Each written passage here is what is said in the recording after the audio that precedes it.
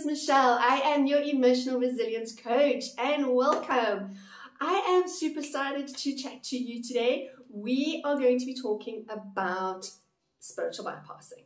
And the reason why I felt so inspired to do this is because there was such an overwhelming warm response to my video on grief. All right, it's that time of the year. We are nearing the end of 2020. There has been a lot of grieving this year. There has been a lot of loss in various ways and forms. As I said in my last video, it does not necessarily have to be a death.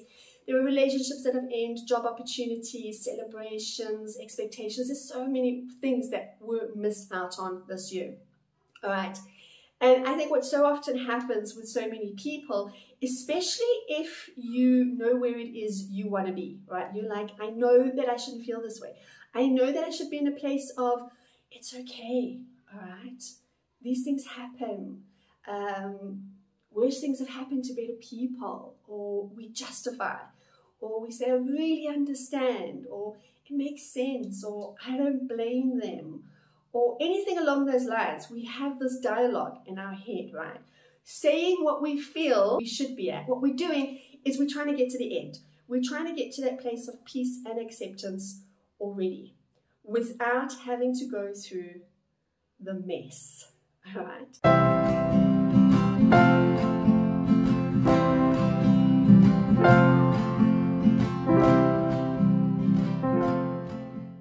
The mess of the yucky, the sitting with the feelings, the figuring out how we feel, the processing the feelings, the doing brain dumps so we can really work out what it is that's triggering us, what it is that's getting to us, right? That whole process, we don't want to do that because it's hard and it's exhausting and it's tiring and it's sad and it feels like part of your heart is breaking. And it's just a really yucky, icky, uncomfortable feeling. And why should we go through all of this? This is where we know we have to be, right? It's all good. I'm okay. I'm at peace with it. I accept it. I don't judge. It's all right. Okay? We want to get there.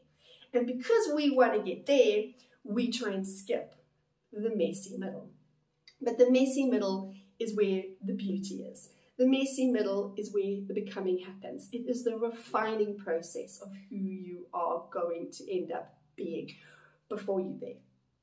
And yes, it takes time, depending on how much you need to process, how many deep emotions you need to work through, how much has probably been brought up from the past, all right? So a couple of years ago, I went through an experience which triggered for me. The experience in and of itself was not great, but it wasn't horrific. But what it did was it brought up for me so much of past pain, core pain that I had not yet dealt with, that I needed to deal with, that I needed to focus on, and I needed to process through and work through, right? Because I know that acceptance and love and peace and forgiveness, that's where I have to be.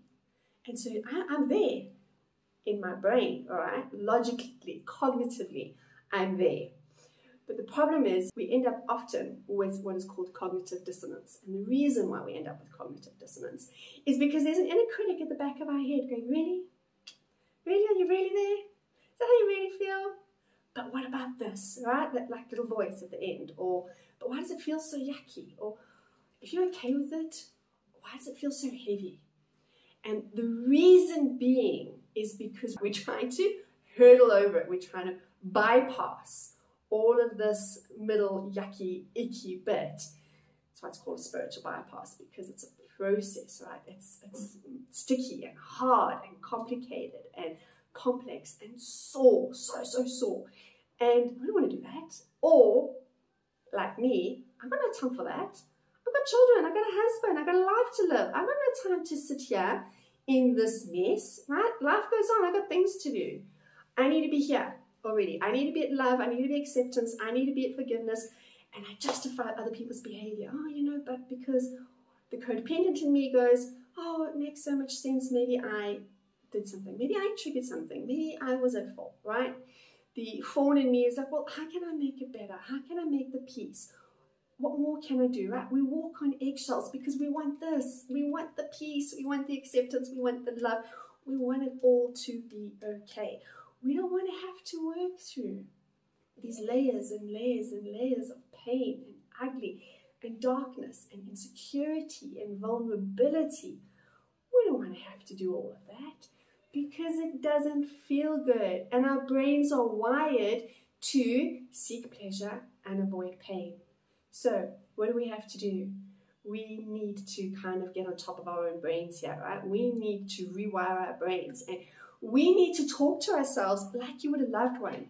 Yeah, it is hard, and it is ugly, and it is messy, and I'm really sorry for you, but we're going to have to go through it anyway. We can't avoid all of this, because until we actually process it, until we actually work through it, until we actually allow it to go through our bodies and sit with it and figure it out and feel it, and where is it in our bodies, what is it making us feel, why is it making us feel this way, what is the story, right? There's a clue there, guys, to really get into the nitty-gritty of it.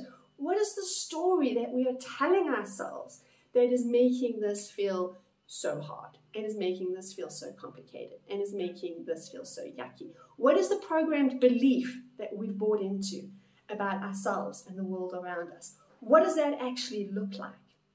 And that whole messy process, that it's actually beautiful, and it's actually quite a refining process, because figuring this out is figuring you out, and it's getting really intimate with you and getting to know you, your fears, your excitement, your joys, your worries, your wonders.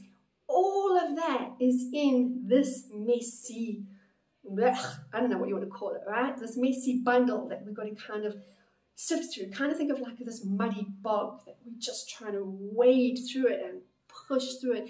And there are times when we are going to get stuck, and we're going to kind of get to a point where, oh, how do I move forward, right?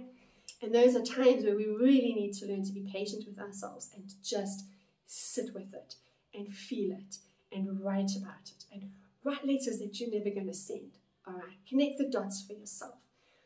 Make peace with you and who you are, because you're amazing. You and your amazing brain has got you to where you are now. You have survived thus far. And now what we want to do is we want to do more than just survive, right? We want to thrive. We want to have joy. We want to experience life, to really just soak it all in, okay? But to get there, we can't skip all of this. We can't do that hurdle. We can't do that spiritual bypass, because this will always be there, just sitting under the surface, waiting to bubble over.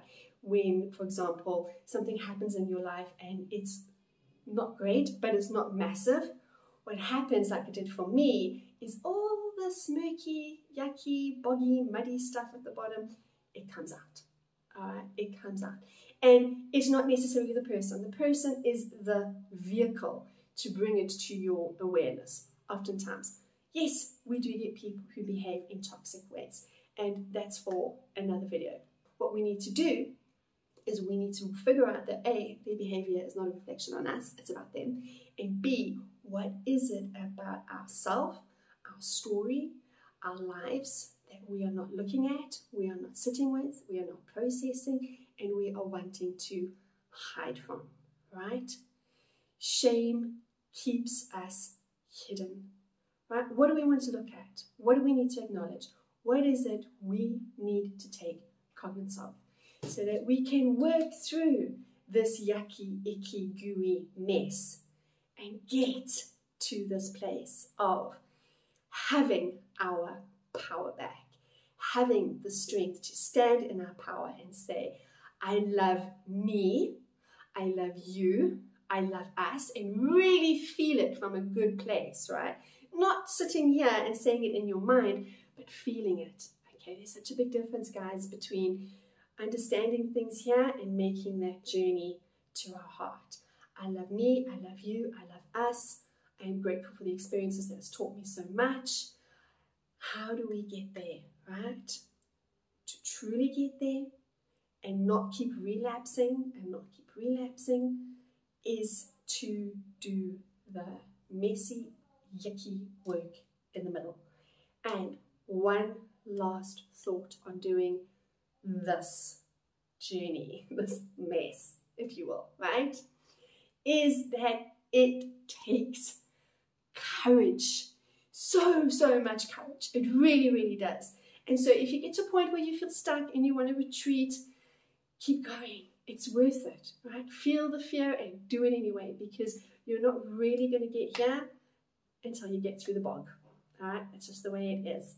So let me know your thoughts. Don't forget to hit like, subscribe, the notifications button, and let me know your experiences. What have you felt? What have you experienced when trying to do a spiritual bypass? Has it worked for you? Has it worked for you really? Or have you found that things keep popping up until we deal with them? And the more things they are, kind of like a pressure cooker, the bigger the explosion. Let me know your thoughts. And as always, have a most fantastically blessed day. What's going on, guys? Welcome to the Emotional Resilience Coach. Please, quickly hit that subscribe button. It will save your life, I promise. Like and share this video and hit that notification bell.